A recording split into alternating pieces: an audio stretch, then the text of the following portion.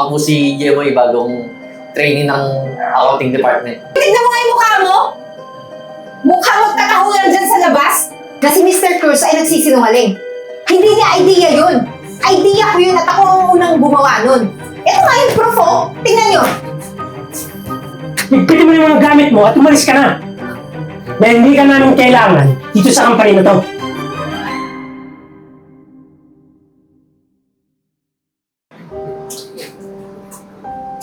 Dito mo makikita yung mga files. Yan. So, pagkatapos niyan, subukan mo na.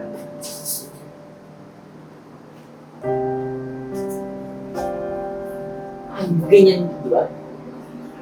O, parang hindi ka na ata pwede mag-intern dito. Eh, ano yung bilis mo matuto? Eh, ganito lang. May alam naman ako dyan sa linya. Alam ba? Kahit konti. Ako, napaka-basic lang sa'yo.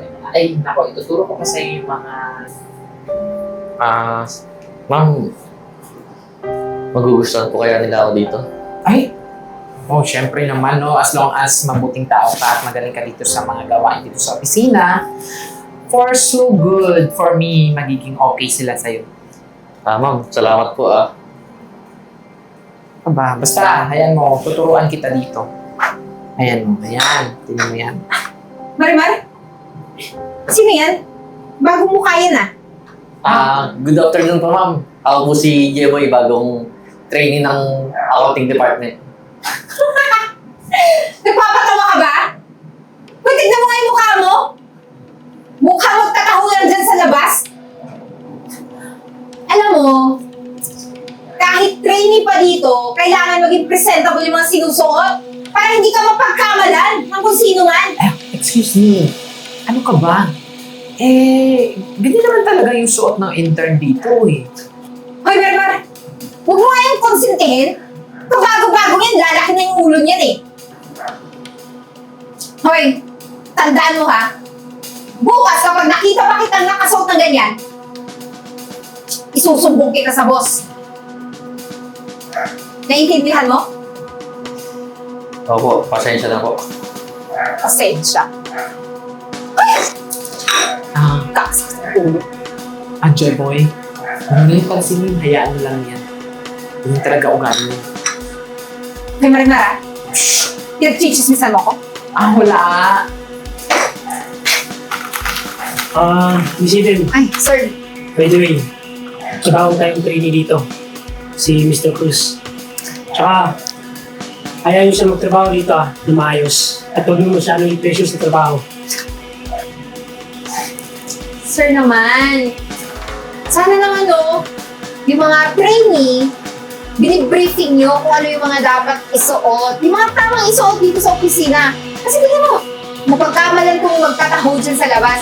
Eh ngayon, mukha na rin galing sa terminal. Tsaka sir, dapat magpakitang gilas siya. Kasi bago siya dito, di ba? Kasi alam ko din na wala yung ibubuga. Bobo yan. Tama na, Eden. Hindi naman ako bumabase kung anong suot niya eh.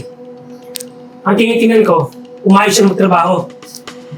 Sir, hindi sa lahat ng oras at lahat ng panahon, kung ano yung pananamit, iba sa skills na makikita mo. Mahimik ka na! Buhay mo na yung trabaho mo. Mr. Cruz, si Marimar na bahala sa'yo ah. Sige po, sir. Maraming salamat po. Sige, sir. Ayan, nakikita mo yan? Marimar, paano ba yan? Ay, naku, ano ka ba? Ayan lang. Tapos, try mo lang yan. Ayos to Basic to. Mr. Cruz, Ay, sir. kamusta naman yung trabaho mo? Sir, to okay lang. Sir, nga pala, gumawa ko ng sarili kong inventory system. Para mas mapadali yung work ko. Ba, J-Boy, ang galing mo no? Napaka-impressive ng ginawa mo. Oo naman, sir. Tsaka, pwede natin ito i-present sa board. Sir, medyo nakukulangan pa ako pero aayusin ko muna ng konti. Sige, J-Boy, babalikan kita mamaya. Sige, sir. Thank you. Mabuti ang trabaho mo, ha?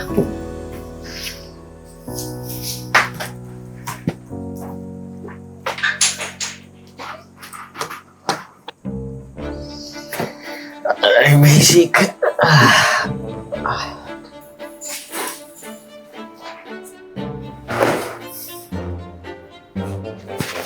Sir, nandito ako ngayon para sabihin sa inyo na si Mr. Cruz ay nagsisinungaling.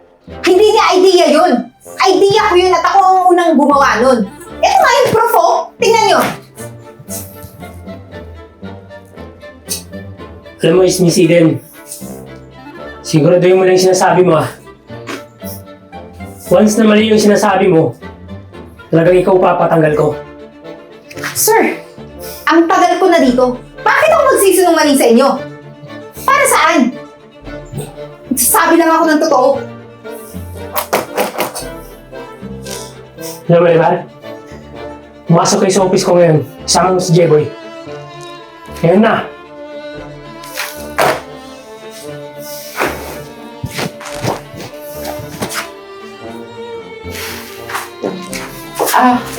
Hi sir, excuse, pinatawag niyo daw po kami, sir? Ano to, Mr. Cruz? Ito ba yung sinabi ni Miss Eden? Ha? Ano po to, sir? Tingnan mo. Sir, hindi po totoo to. Tsaka sir, ako po nag-encode yan. Tsaka sir, may oras po ako ng ginagawa ko yan. Tsaka may mga files po ng mga screenshot. Jeboy, kung ako sa'yo, tumigil ka na lang. Meron akong proof, oh. Can you please shut up? Shut up na din. It's easy to fake, kaya dapat, sir, tanggalin niyo na tong lalaking to. Kung meron bang fake dito, ikaw yon. Hoy, ikaw din, isa ka sa fake. Kayong dalawa, kaya dapat kayong matanggal dito. Baka ikalugi pa ng company. Excuse me, sir? Hindi ka tanggap-tanggap to, sir. Kasi mismo ako yung testigo na si Jeboy mismo yung gumawa ng program na to. Hoy, ano pinagsasabi mong testigo? Eh, wala kang ebidensya, di ba? Ebidensya ba ka mo? Ha? I have an evidence here. Dito, sir. Ayan. Tingnan mo. Ayan, ako mismo yung testigo, sir, na gabi-gabi gumagawa ng report o gumagawa ng program itong si Jeboy dito sa opisina. Ayan. Pinagpuyatan yung gawin yan, sir. Tapos, Talagang ginawa mo to, Miss Eden? Dahil ano? Dahil sa promotion? ay, nako, sir. Wala nang iba. Kasi kilala namin si Miss Eden, sir. Siya lang naman yung may gusto dito na siya yung nakakataas sa lahat. Alam mo, Miss Eden? Hindi ko ito palalagpasin yung ginawa mo. Dahil simula sa araw na to, ayoko nang makita yung pagmumukha mo. Ligpitin mo yung mga gamit mo at umalis ka na. Dahil hindi ka namin kailangan dito sa company na to. Umalis ka na. Sir naman, sayang naman yung pinaghirapan ko dito. Pinaglaan ko lahat ng... Can you please shut up? Pinapalayas ka na. O baka gusto mo tumawag ako ng guard? Ha? I will leave. Alone. Oh, goodbye, Josh. Marimar, huwag mo kukunin yung cellphone ko. In fairness ha, ang dami mo ng mga nabiling mga ari-arian. Pero, wag ka, yung mga business natin, lumago. Kaya nga eh. Tsaka ito pa, Marimar, isa pa. Tignan mo yung mga sales natin, no? Ang taas, no? Alam mo, hindi naman natin makakamit lahat ng tagumpay natin na to kung hindi dahil dun sa program na nagawa mo. Doon nag-start lahat ng mga success na nangyayari sa atin ngayon eh. Tsaka isa pa, buti, pinagtanggol mo ako. Kung di, baka si Eden na lang naging successful nun. Ay naku, ano ka ba? Etos na lang yung babae yun. Kalimutan na natin yun kung saang luparot man siya naroon. Ang importante, happy tayo sa kung ano mang meron tayong negosyo ngayon. Eh, Marimar, tumawag ka na ng waiter. Nagugutom na ako. Eh sige, tumawag ka na. Waiter! Waiter! Sir! Sir, ano pong order niyo? Miss, order kami ng Oh my gosh. Jeboy, Marimar. Eden! Paano nangyaring waiter ka na lang? Eh, di ba sa office ka? Eh kasi, nung natanggal ako sa trabaho, wala nang tumanggap sa akin na company gawa ng nalaman nila yung issue na nangyari. Oh my gosh. As what I expect. Alam mo, Eden, hindi na ako nagtataka kung bakit, ayan, ganyan na lang yung naging posisyon mo ngayon. Pero, huwag mong ikahiyayan ha, kasi marangal na trabaho yan. Tsaka wala namang masama sa pagiging waiter eh. Ikaw naman kasi, di ba noon, masyado kang panghusga, mapanglait, lalong-lalo na dito kay Jeboy. O, tingnan mo naman ngayon, di ba? Nagkapalit kayo ng sitwasyon. Tingnan mo kami, naging successful at saka marami na kami negosyo. Tsaka Eden, kung gusto mong umasenso, umangat sa buhay, dapat marunong ka makikapwa-tao at saka makisama. Ay, naku Jeboy, ano ka ba? Wala siya nun. Di, baka karma niya na yan, kaya siya naging ganyan, di ba? Jeboy, pinagsisihan ko naman yung nangyari eh. Tsaka, humihingi na rin ako ng tawad sa'yo. Baka naman pwede mo kong ipasok dyan sa company mo. Ako, hindi pwede. Baka mamaya, malugi pa yung company namin dahil sa'yo. Beg truth. Ganito na lang. Mas mabuti pa siguro, asikasuhin mo na kami, yung mga orders namin. Iserve mo sa amin yung pinakamahal dito, yung best seller na pagkain na hindi mo pa natitikman. Char! Sige na, asikasuhin mo na kami. Sige po. Thank you.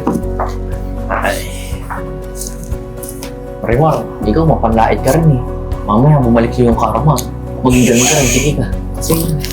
Ending story na.